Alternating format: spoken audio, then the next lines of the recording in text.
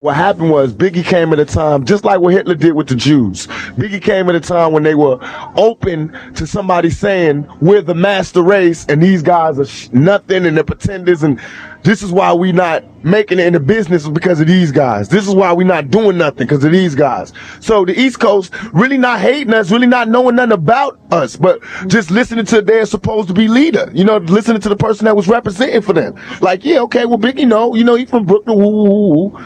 You know what I mean? And that's what happened. And so all of a sudden people saying stuff that they didn't even know was what they was doing was like ending our culture when we started. We held it down for y'all. That's how I felt. I was in tears like, what? When y'all was out there on when LL was dancing with women in silver suits and niggas was on some other shit, which I'm not mad at because I might do that one day. And I love them niggas, you know what I mean? But I'm saying when you was being creative and wanting to try other boundaries, we was holding it down with this whole... One more thing with the self-help. Man, that's so profound what you're saying. But it's real, huh? It's real. It's so real. I never thought but it's realer than what so brothers... profound. People think it's realer than what they think. People think I just got out of jail and was like, just because I got shot on the East Coast, I'm like, fuck the East Coast. Yeah. Half the rappers from the East Coast was there when I got shot. Nobody knew a thing. That's just like you come into the hood and the police ask them what happened, and everybody's like, I don't know. You know they lying. And all I was doing was like, give me my proper etiquette. If Biggie was out here on the West Coast, he was in the studio with me and we homeboys, and he got shot, no, I wouldn't tell him who did it, but I wouldn't go ride on niggas who did it, but he would want to know who did it. And I'd be like, look, man, these niggas from Watts did it. This is why they want to talk to you. When. That's how I do it. Just like when the niggas from the 60s wanted to get a stretch. I went to them personally and talked to them. I do it by the rules of etiquette. So I got shot. I'm like, yo, what happened? Come see me in jail. Biggie all in the air to my Parker's my homeboy wound, but not seeing me. My homeboy Stretch is going to Biggie's concerts. Niggas is like abandoning me. But all in the air and on TV, they like, yeah, Pac, rest, keep the struggle on. I was like, yo, I'm starting to turn into like Slick Rick. Niggas is just going to act like I'm going to just be in jail and they going to give me shout outs and try to take my position. And if you watch, that's what Biggie did. Listen to us. I was there, nigga. I trained the nigga. He used to be under me like my lieutenant. The nigga, I used to come to New York. I used to do shows and let the nigga come on before I did Keep Your Head Up and Get Around. Because nobody knew the nigga in New York. And I used to tell a nigga, yo, if you want to make your money, you gotta rap for the bitches. Do not rap for the niggas. I told the nigga, don't rap for the niggas. Rap for the bitches. The bitches will buy your records and the niggas want what the bitches want. So all of a sudden, he changed from being, listen to party and bullshit. Listen to his style. He changed from that to Big Papa. Because of me. He had my album, Me Against the World was the second one. He had the first one. I changed everything because Ready to Die came out and it sounded like my album. All my album was about, dealing with death. And then he came out Ready to Die and I had to switch it. Wow. That's why it was less East Coast rap, East Coast beats, because Biggie had just took my shit. But you can listen to it. That was a success too, because he took West Coast sound. We flipped it. I told him that. I trained. He was supposed to be Thug Life. All while he was coming up, I used to let him come on stage with me. He was screaming Thug Life. Hey, cause he was like, I hate Brooklyn. I hate New York. I'm out with them niggas puppy cheating me. Woo, woo, woo. All of a sudden he blew up and he wasn't saying Thug Life. So I started getting mad, and I was seeing the niggas plays. He was hugging me, yo, Pac, yo, thank you, he's the only nigga that woo, woo, woo. But he told me like about a week before I got shot, he knew the nigga that was shot me, and he was like, Pac, don't hang around this nigga, we walked in with the nigga that shot me, that ended up shooting me. He's like, Pac, don't fuck with this nigga, because I knew the nigga too, because my Koji fan. And I was like, what you mean? He's like, I'll talk to you about it later, and we didn't talk. The next time I saw him was at the studio where I got shot. So I knew he knew what happened. So I was like, Biggie, what happened? He kept sending me messages like a bitch, like I'm gonna come see you. No, nigga, what happened? While I'm in jail, strangers is telling me, yo, you don't know? Biggie homeboy shot you. Cause they bragging, they telling they niggas in jail, yo, we just got popped, woo, woo, woo. And my cousin was in jail in New York cause I got family out there. He's sitting right there while the niggas get in the car going, yo, my homeboys just jacked that nigga Tupac. So that's how I knew, shot me, what happened and everything. They mad because I know what happened. That's why they all, it's Biggie and them, they're not riding. That's why what I'm doing, I know what I'm doing. I'm destroying them. I fucked his wife. I'm fucking them in the game. I'm destroying them. He lives by the rules of the game. He lives off a mafia image. I'm bringing him, showing how he totally disregarded the rules of the game, and he's everything but a mafia nigga. Reinventing it. Right, I'm showing him. You know what I mean? If anybody's a mafia nigga, me, nigga. I fucked your bitch. I took 5 shots. I went in your crew. I mean, I just what? I went to New York. They don't do shows out here. I did Saturday Night Live. Y'all forgot? Live in New York, where everybody knew I was gonna be there on stage, no problems. Went to the clubs, everything. In the middle with my West Side ride. You know what I mean? Because I'm real about it. I don't hate New York, but if y'all don't understand it, then fuck it. You get rolled over too.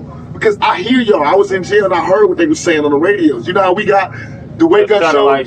You know, they got their own shows. They got their little mix shows with Red Alert and this nigga and that nigga and what's his name? Flex. And I swear to God, dog, they used to diss the West Coast. They had these commercials where they'd be like, hey dog, what's up, dog? And I used to be like in jail in New York on my radio, like, oh shit. You know how you would feel if you heard your homeboy and just clowned you, and I was like, oh man.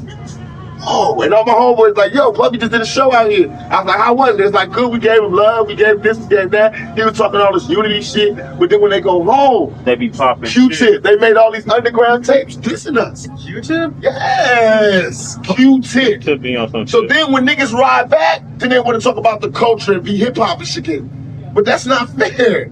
How you gonna be bold? And that's what they all do. They all play badasses. Same thing for the Fugees. They just diss me on the air on MTV. Fugees diss you? They're not personally just the West Coast. They introduced my people as like California love. The East Side is the best side. I seen them. All them niggas was talking about how much they respect me and love me. See, I hate that. Because I be dead serious. It's one thing when they say Snapchat XL is talking about it. He got a rhyme where you know how you always got these little metaphors. He say, you'll get fucked like Tupac did in jail. Now I'm telling y'all beforehand, off the air, I'm gonna beat this nigga's ass. And everybody's gonna be talking about how wrong I am and how I haven't changed. But what am I supposed to do when a nigga disrespected my manhood like that? See what I mean? It's like I can't get out the game. Just like I'm saying, just like Scarface and that Carlito's way. I want to be legit. We got restaurants coming up with Alanis Morissette, me, Snoop, Sugar, and Alanis Morissette open up a restaurant. Alanis is nice. I'm doing a soundtrack. Cool. My first soundtrack. I'm the music supervisor for this movie I'm doing. I got Alanis on there, Michelle, Incalacia, whatever her name is. All these she got a nice stuff. No rap coming out. All this shit coming up. But what's gonna reign supreme in '96 and '97 is the ride I'm doing. And it's not even like, I feel like I'm doing it for hip hop. All I'm trying to do is get the imposters out. I remember Biggie sleeping on my couch. I remember begging bitches to fuck him. You feel me? Yeah. So Big Papa don't mean nothing to me. He know it. He know it. That's why he can't fight me. That's why he can't battle me. Yeah. You know what I mean? I can make songs talking exactly about him, and he can't talk about me because he know. I'm the one that used to buy him champagne. All that shit he talking, that was me buying him that.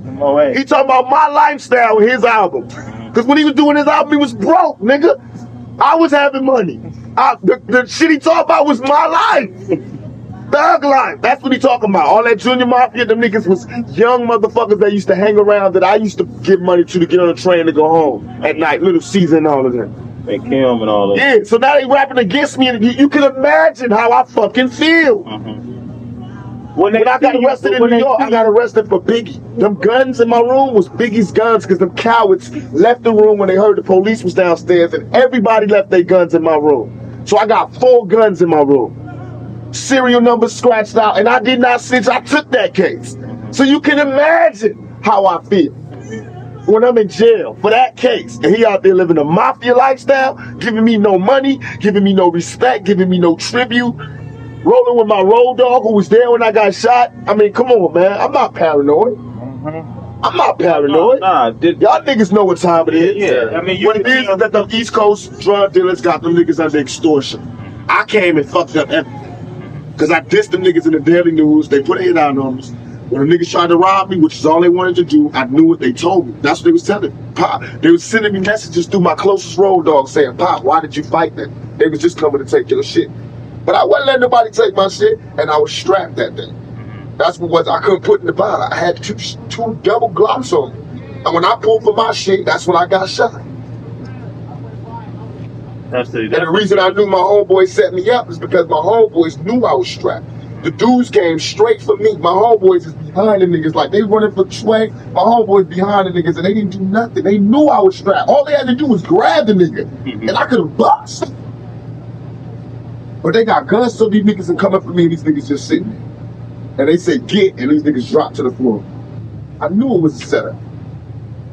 Nobody come downstairs to after them shot. And then after you shot, after you shot, you went up there, they looked at you like you was a ghost? Yo, when I walked upstairs, Sway, on everything I love, I seen it in their eyes. I could never describe this look until you get shot and you see it yourself. Niggas looked at me like this. I walked out the elevator, because I walked out the elevator, I didn't know I was shot in my head or nothing. I wasn't, they said in the vibe interview, I was acting like I was in a movie. What they really trying to say is this nigga is raw. I got shot 5 times, came upstairs, did not know I had got shot 5 times. I thought I only got shot once. Damn, dude, sound like you got a lot on your chest. Oh my God. It's been so long since the Bays heard from you. And that's why I'm giving it to you straight raw, because you got to go back and tell them the shit that we ain't recording. I'm giving you that, not to tell them the specifics, but you know when somebody calls you, go, yo, why did you do this? You know they go, trust me, we talk to them, we know, blam, blam, blam. Now y'all know, you know what I mean? Just like they niggas on their radio stations know.